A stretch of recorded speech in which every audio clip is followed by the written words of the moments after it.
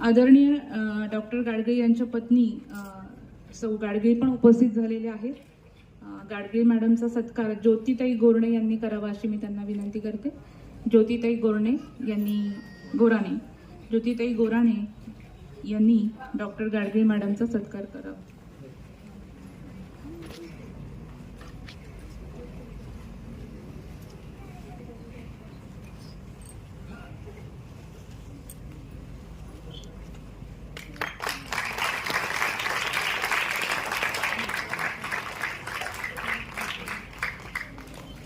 धन्यवाद.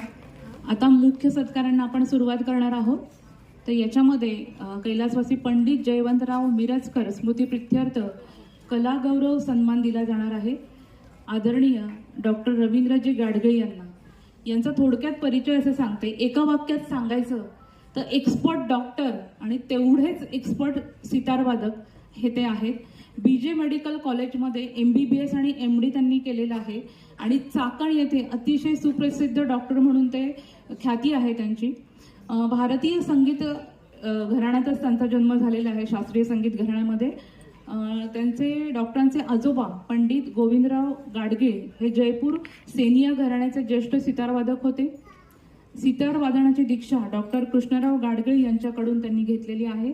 यानंतर त्यांनी पद्मश्री उस्ताद शाहिद परवेज इटावह घराण्याचे ते आहेत गुरुजी, त्यांच्याकडे तालीम घेतली आहे आणि सवाई गंधर्व महोत्सव आणि विविध मोठमोठ्या समारंभांमध्ये त्यांनी वादन केलेले आहे.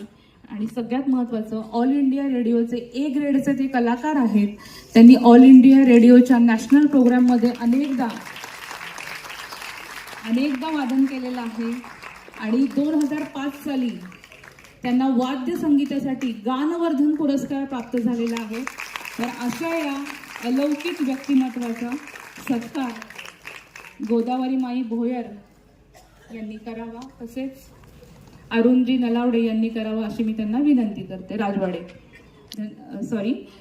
अरुण भाऊ राजवाडे आणि गोदावरी माई भोयर यांनी डॉक्टर रवींद्रजी गाडगे यांचा सन्मान करावा अशी मी त्यांना विनंती करते.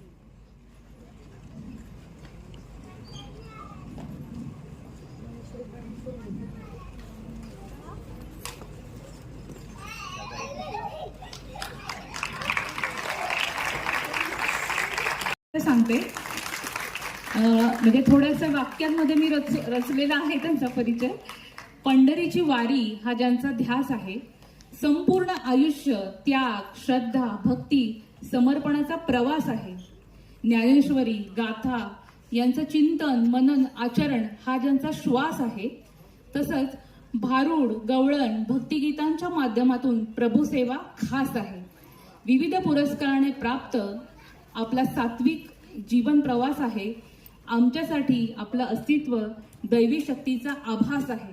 अशा या दुर्मिळ व्यक्तिमत्वास पुरस्कार करण्यासाठी मी विनंती करते अभिनव गंधर्व पंडित खंडाळकर गुरुजी यांना की त्यांनी गोदावरीताई मुंडे यांचा सन्मान करावा.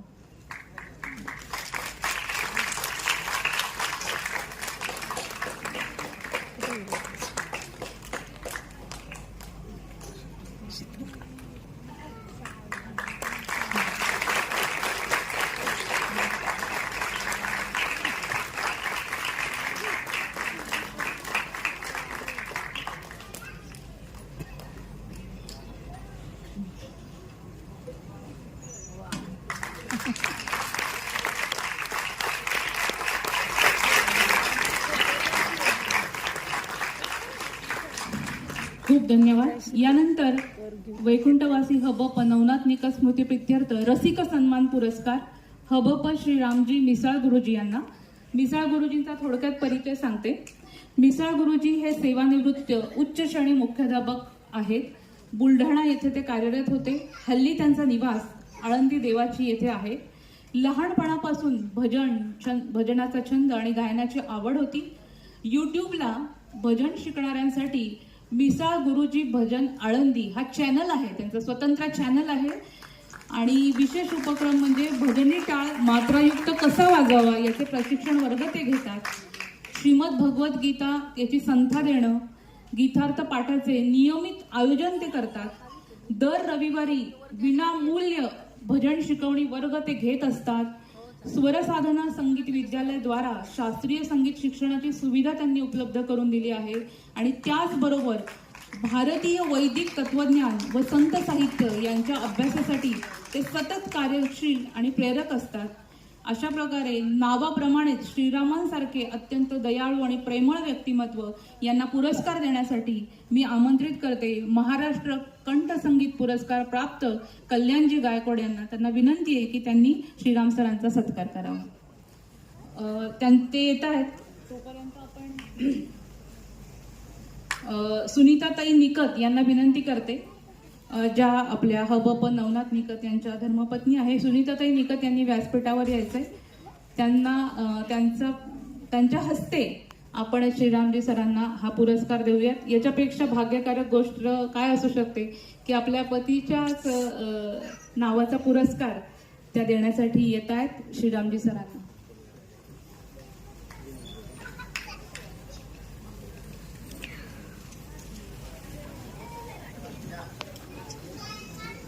जोरदार टाळ्यांनी आपण स्वागत करूया.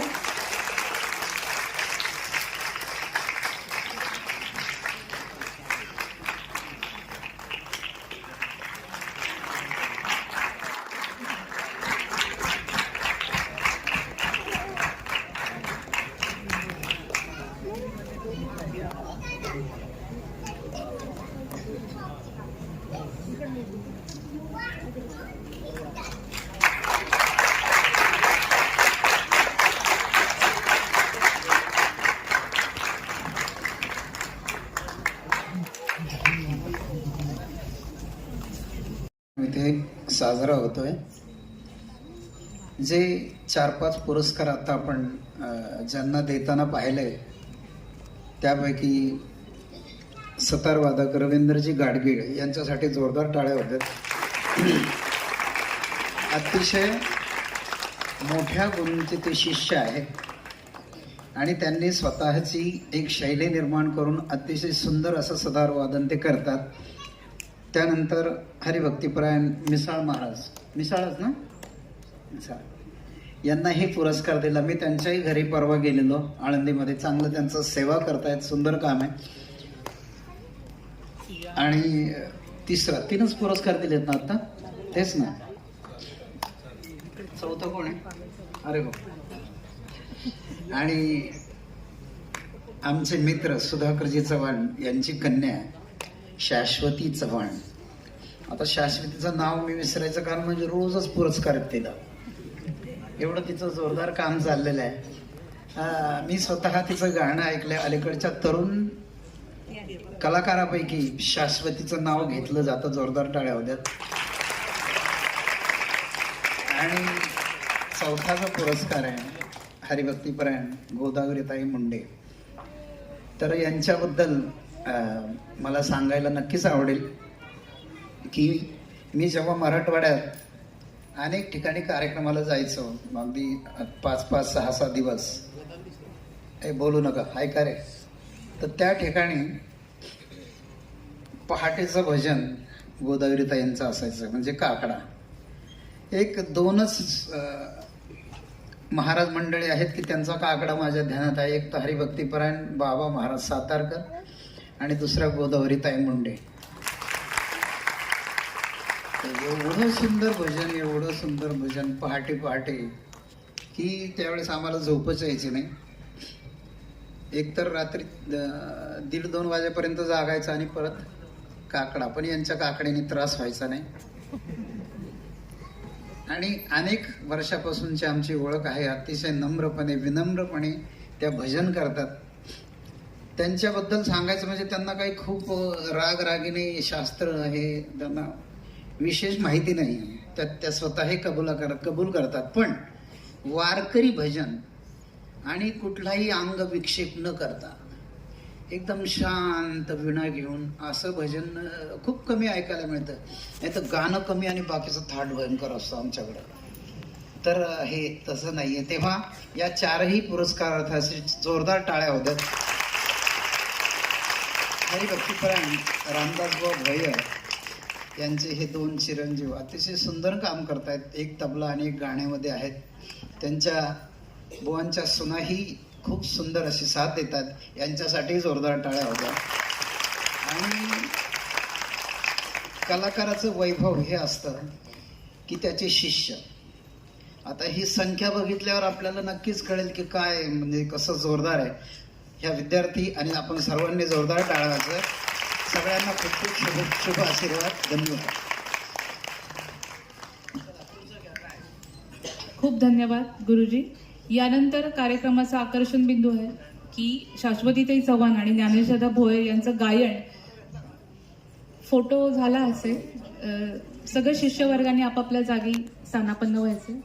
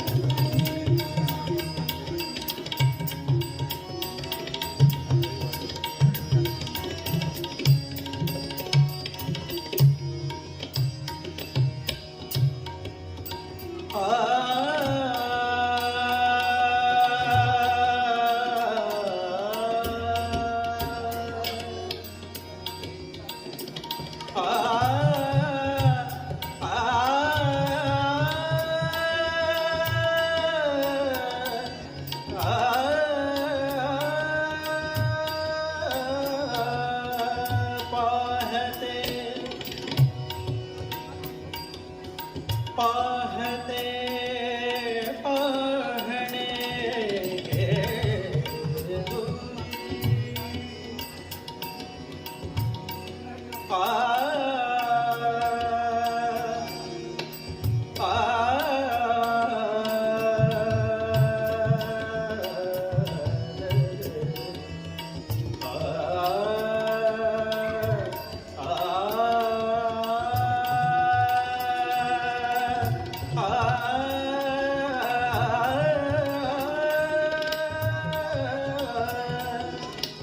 पाहते